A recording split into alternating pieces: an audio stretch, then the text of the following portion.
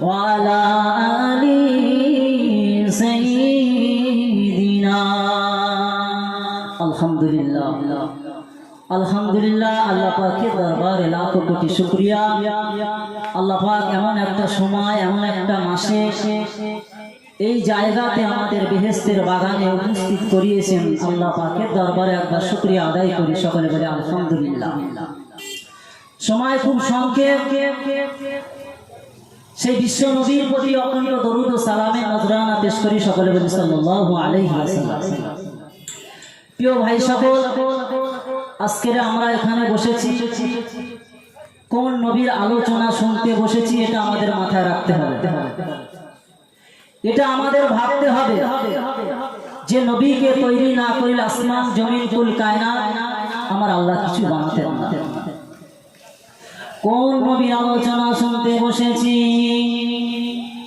ও নবী পাকের উম্মত উম্মতিনা, শুনে রেখে দাও, জেনে রেখে দাও, আল্লাহ পাক রব্বুল আলামিন আপনাকে আমাকে এমন একটা নবীর উম্মত করেছে যে নবীর উম্মত হয়ে আমাদের জীবনটা ধন্য হয়ে গিয়েছে।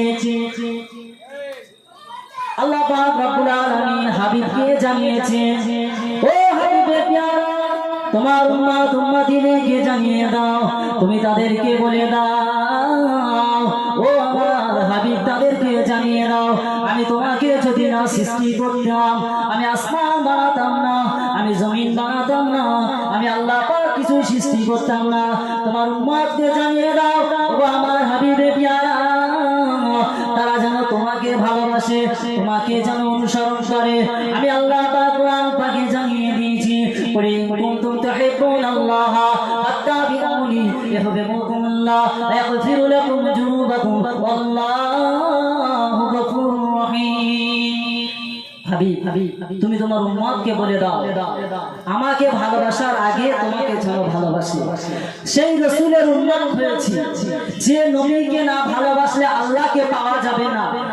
আল্লাহকে খুশি করতে গেলে রাসূলকে ভালোবাসতে হবে। আজকে আমরা সেই নবীর আলোচনা শুনতে বসেছি। কোন নবীর উম্মত? যে নবী আমার সারাটা জীবন উম্মত উম্মত উম্মত উম্মতি করে গিয়েছে। রাসূল আমার যখন মা আমিনার ঘরেতে জন্মগ্রহণ করলেন, রাসূল আমার যখন আম্মা জান আমিনার ঘরেতে তশরিফ রাখলেন, রাসূল আমার নবী নূর নবী হাবিবুল্লাহ জনাবে মুহাম্মদুর রাসূলুল্লাহ সাল্লাল্লাহু আলাইহি ওয়াসাল্লাম নবী আমার আম্মা জান আমিনার ঘরেতে যখন এসেছিলেন, মা আমিনার ছোট্ট কুড়ি ঘন্টা আলোয় আলোকিত হয়ে গিয়েছিলেন। যে নবীর উম্মত যতক্ষণ পর্যন্ত আল্লাহ পাকের বেহেশতে না যাবে, অন্য অন্য নবীর উম্মতেরা আল্লাহ তাআলা জান্নাতে প্রবেশ করতে পারবে না। সেই নবীর উম্মত আপনাকে আমাকে করেছে।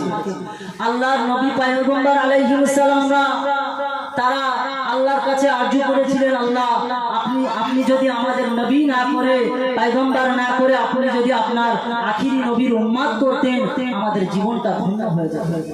সেই নবীর উম্মত আপনাকে আমাকে করেছে। আজকের আমরা জলসা দিয়েছি, মাহফিল দিয়েছি, আমরা যে যার মতো বাড়িতে বসে আছি, কেউ টিভির জায়গায় বসে আছি, কেউ দোকানে বসে আছি। আমাদের নবীর প্রতি কোনো মহাব্বত নেই, রাসূলের প্রতি কোনো ভালোবাসা নেই। আজকের নবীর উম্মত বলে দাবি করি, আমরা নামাজ ছেড়ে দেই, নবীর উম্মত বলে দাবি করি।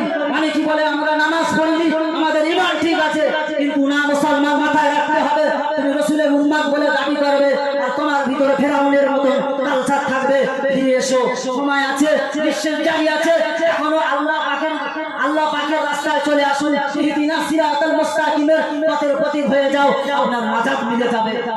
আমার প্রিয় ভাই সকল, সময় সংক্ষেপ, মুহাব্বতে দরুদ শরীফ আল্লাহুম্মা সাল্লি আলা সাইয়্যিদিনা।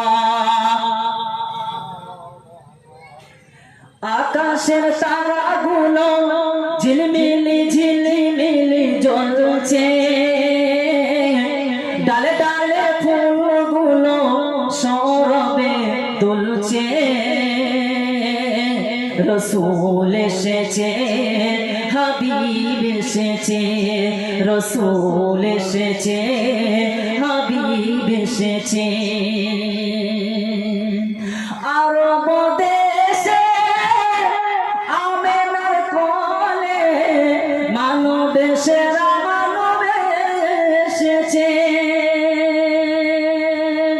আরব দেশে কাবার পাশে মানব সেরা মানব এসেছে